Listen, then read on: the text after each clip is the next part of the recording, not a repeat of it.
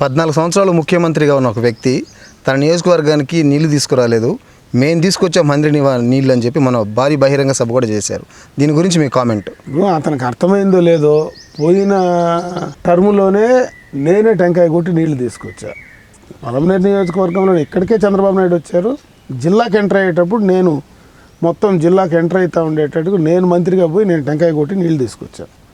పలమనేరు నుంచి నీళ్లు చంద్రబాబు నాయుడే వదిలేరు. అక్కడ పలమనేరు బార్డర్ నుంచి కుప్పానికి వెళ్ళే చోట కేసులేసి మధ్యలో ఇబ్బంది పెట్టింది. అప్పుడు అక్కడ ఉండేటువంటి ఇన్ఛార్జిగా ఉండేటువంటి వ్యక్తి, ఈరోజు భరత్ ఎవరైతే ఉన్నారో వాళ్ళ తండ్రి ఆ రోజు కేసులేసి దాన్ని ఆపడం జరిగింది. దానివల్ల డిలే అయింది, మిగతా పని వల్ల కాదు.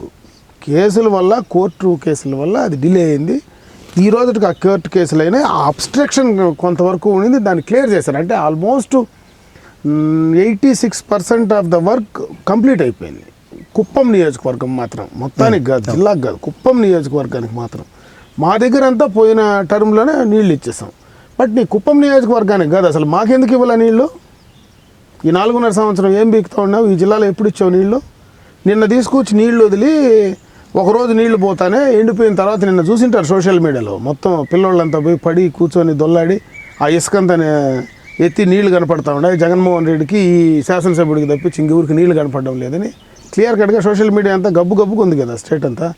కాబట్టి అతను కాదు నీళ్ళు ఇచ్చింది, నీళ్ళు ఇచ్చింది చంద్రబాబు నాయుడు గారు. ఇచ్చే ప్రయత్నం చేసి ఎన్నికలు వచ్చిన తర్వాత కొంత 10% వరకు ఆగిపోతే ఆ వర్క్ కంప్లీట్ చేసేదానికి కేసులు వేసిన దానివల్ల ఇన్ని రోజులు కూడా జరిగింది.